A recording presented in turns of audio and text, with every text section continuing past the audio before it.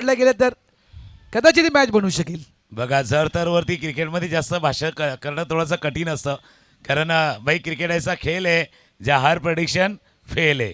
क्रिकेटमध्ये भाकीत वर्तवणं थोडंसं धारिष्ट असतं, धाडस दाखवायचं असतं, त्याच्यामुळे त्याच्या भाकीत वर्तवायचं आहे. 11मध्ये 9 करायचे आहेत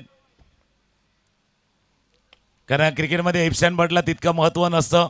हा चेंडू गेला one bounce over the rope म्हणून म्हणला रन बॉलला एकदा तुम्हाला वर न्यायचं आहे, स्कोअर वर न्यायचा आहे आणि तो वर नेण्याच्या प्रयत्नामध्ये चिराग पागदरे यांच्या बॅटमधनं पुन्हा एकदा त्याचा क्लास दाखवणारा, त्याचा दर्जा दाखवणारा, दॅट्स अ क्लासिकल दर्जेदार उजव्या शीच्या बाहेरचा चेंडू होता आणि चेंडूला केले मिड विकेट सीमारेषा पार पाठवले चौकार.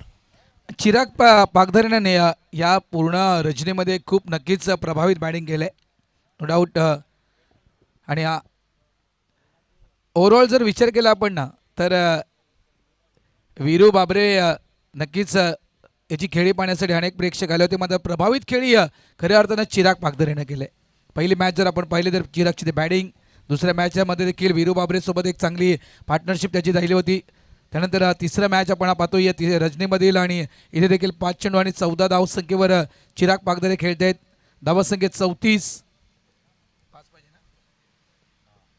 5 धावांची गरज आहे विजयासाठी. यावेळेस स्क्वेअर ऑफ द विकेट फटका खेळला गेलाय, मात्र चेंडू लाडवलं गेलंय. बाउंड्री लाईनवर त्या ठिकाणी फिल्डर होता स्वीपर कव्हर पॉईंटच्या दिशेनं. 2 धावा पळून काढल्या गेल्या, 2 धावेनं धावा झाल्या ते 36 धावा दाखल करा. आणि चिराग बागदेरचं खेळीचं वैशिष्ट्य काय, पारंपरिक फटके खेळत, ट्रॅडिशनल स्ट्रोक खेळत, ट्रॅडिशनल स्ट्रोक खेळले आहेत त्यानं. भले आता ते बाद झाले आहेत पण या संपूर्ण रजनीमध्ये त्याने दाखवून दिलं टेनिस बॉल क्रिकेट. आता काही रॅम स्ट्रोक खेळतात, फॅन्सी स्ट्रोक खेळतात, स्कूप खेळतात, रिव्हर्स स्वीप खेळतात, पण टेनिस बॉल क्रिकेटमध्ये ट्रॅडिशनल खेळून पारंपरिक फटके खेळूनही धावा करू शकतो हे आज चिराग पागदरेच्या खेळीने दाखवलेत. वेडेवाकडं करायची गरज नाही. तुमच्याकडे चांगला क्लास आहे, तुमच्याकडे चांगलं फुटवर्क आहे, तुमच्याकडे चांगलं पदालालित्य आहेत, तर तुम्ही धावा करू शकता हे चिराग पागदरेनं आजच्या या रजनीमध्ये दाखवून दिले. नक्कीच सर. चौफेर खेळी स्क्वेकट पाहिलाय, स्क्वेअर ड्राईव्ह पाहिलाय, खास करून फॉलिंग स्वीप पाहिलाय, त्यानंतर म्हणायचं गेलं तर जबरदस्त फटकेबाजी पाहिलंय, शॉर्ट ऑन पुलचा फटका त्याच्याकडून पाहिलाय, हुकचा फटका पाहिलाय. सगळे स्ट्रोक चिराग पागधरेनं आज या ठिकाणी खेळलेत. प्रत्येक स्ट्रोकला अगदी असं वाटलं की कदाचित एखादा लेदर बॉल क्रिकेटपटू मैदानाच्या आतमध्ये खेळतो की काय. पारंपरिक जो आपण उल्लेख केला की पारंपरिक फटके आज चिराग पागधरेच्या बॅटमधून पाहिलेत. नाही मी का म्हटलं होतं कारण आता आपल्या चॉईस पण प्रत्येकाची बदलली आहे, कपड्यांची चॉईस पण वेगळी झालेली आहेत.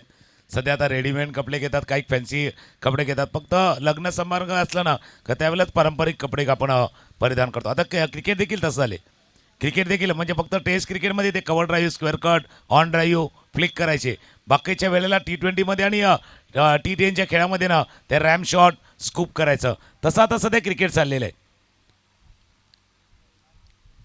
3 धावा पाहिजे, 3 रन पाहिजे. DRS घेतलाय. बॅट्समन आहे का? बॅट्समन रिव्ह्यू सर नाही आहे.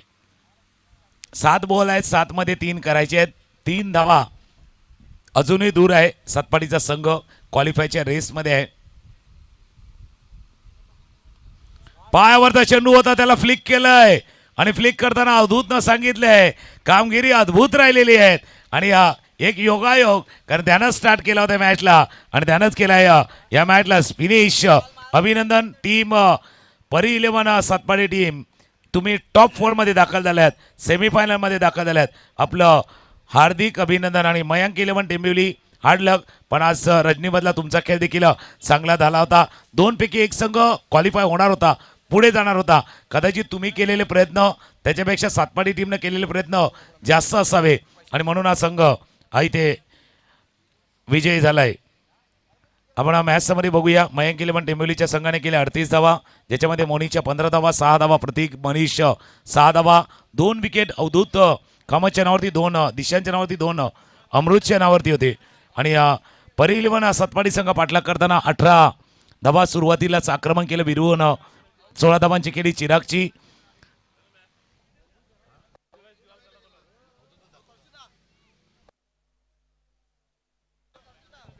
या सामन्यातील सामनावीर खेळाडू आहे अवधूत कामत ठरले आता या सामन्यामध्ये पुन्हा एकदा मॅन ऑफ द मॅच